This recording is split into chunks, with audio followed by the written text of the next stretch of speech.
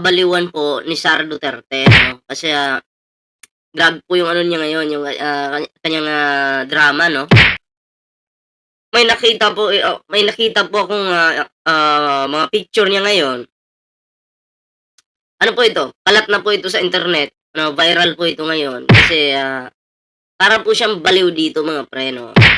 Akalain mo, itong si Sara Duterte, naging basurero na po, 'no, member na basura na po, 'di ba? Naghanap na po ng basura, oh. Ito pakita ko po sa inyo mga pre, ayan, oh. Etong si Sara Duterte, namulot po ng basura, saan po? Sa gubat. Sa kagubatan po 'no, diyan po siya naghanap ng basura. Grabe 'no, yung kanyang, kabaliwan, hindi lang po kabaliwan, kaplastikan pa po, 'di ba? Anyway, bago tayo magtuloy-tuloy, kalimbangin niyo na yung Vengador diyan, mag-like, share, subscribe na kayo, ayan. So ito na nga mga pre 'no, etong inyong, pinakabobang, Vice President, sa bundok pa mismo. Oh, sa kagubatan pa mismo. So, naku, tabing dagat yata ito, pero gubat 'to, 'di ba? May buhangin naman, pero ewan ko saan lugar 'to mga pre, pero yun nga, para sa akin, kaplastikan lang po ito, 'no? Bakit po? Kasi sa Davao City, may issue diyan sa Davao na mabaho na yung Davao. 'Di ba? Tambak yung basura diyan, kahit nga yung kalsada diyan sa Davao ginagawang basurahan, 'di ba? Pero wala pong aksyon yung mga Duterte. 'Di ba sila po ay, tulog po sa pansitan. Oh, lalo na yung mayor diyan, walang pakialam, 'di ba? Tinatawag na nga siya ng mga Davaoenyo, "Nasaan na si Baste? Nangangamoy tae na tayo dito." Pasintabi po sa mga kumakain, "Nangangamoy tae na tayo dito sa Davao." Oh, "Saan na si Baste? Nananawagan po kami kay Baste." O yun po yung sabi ng mga Davaoenyo 'no. Pero pabaya pa rin po yung mga yung mayor diyan, 'di ba? And siyempre si Sara Duterte pabaya din. Taga Davao ka, wala kang aksyon, Vice President ka pa naman. 'Di ba? Tapos ngayon ganito makikita namin na kunyari naghahanap ka ng basura sa gubat pa mismo, 'di ba? Mas inuna pa yung ibang lugar kumpara diyan sa Davao. Sabagay arte lang 'yan, kaplastikan. After ng, picture-picture, wala na.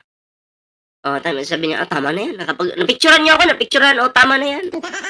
Okay na 'yan, ikalat niyo 'yan sa social media, para magmukha akong, mabait sa paningin ng mga tao.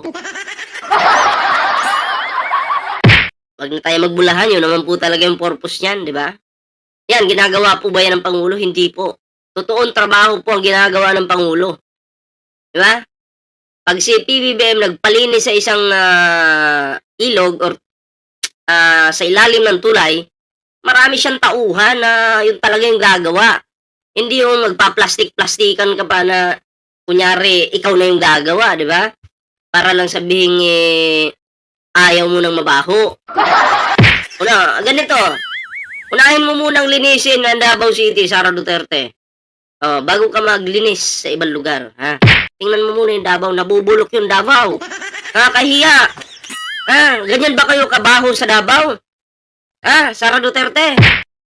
Ganyan ba kayo kabaho, kapabaya? Tsaka ito pa mga pre, pakita ko lang 'to ano. Kita niyo 'yan, yung kanyang kaplastikan diyan. Ayan, ayan. Yung kaplastikan niya diyan mga pre. Gubat 'yan. Mamaya natuklaw ka ng ahas diyan. Mamaya mabalitaan namin, Sara Duterte natuklaw ng ahas habang nangangalkal ng basura. Ayan. 'Pag nangyari 'yon, paano 'yon? Kasalanan naman ng pangulo, magiging kasalanan na naman ni PBBM. Sasabihin na naman ng, iba diyan, si, kasalanan niya ni PBBM, pinabayaan yung Vice President, 'di ba? Imagine, paplastikin mo yung taong bayan. Kunyari, matulungin ka. O kunyari, mahal mo yung kalikasan. Wag na kami.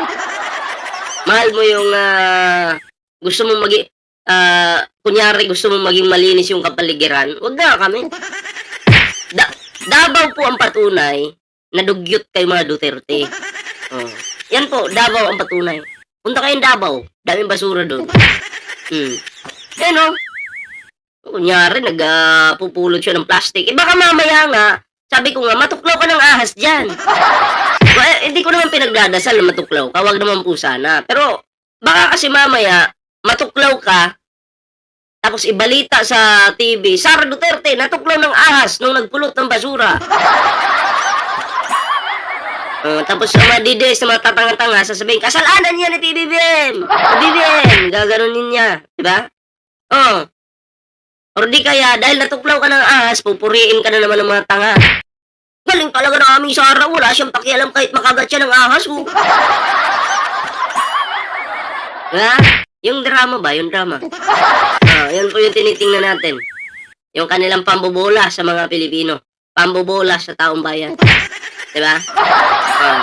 Yan mo. Kunyari pa, siya yung maglalagay sa sa mga basura. Sus, kami. Yan Davao, kumusta kaya mga pre? Diba? Kumusta kaya ang Davao? Malinis kaya? Kahit sa panahon ngayon, bagong taon malinis kaya? O baka naman bagong taon, bagong kalat, bagong basura. Diba? Ano sa tingin niyo mga pre? Pinost kasi ito ni Montitinig no? Anong caption? Sara nalimpungatan, namulot ng basura sa bundok. Yun nga naman pwede ka namang mamulot ng basura sa city kasi nandun talaga yung basura. Bakit sa bundok pa yung napili? Diba? Ay nako, kung kayo po yung tatanungin mga pre, natutuwa po ba kayo sa ginagawa ngayon ng ating Vice President na kaplastikan? Malinaw po ito, kaplastikan. Diba? Tangina. Ito pwede mo namang iutos sa mga tao mo yan. Bakit ikaw pa yung gagawa? At saka, kung concern ka talaga sa kalikasan natin, pwede mo namang gawin yan nang walang camera.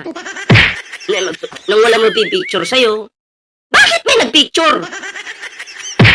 Baka naman sabihin ni Sara Duterte, hindi, mga supporter ko yan.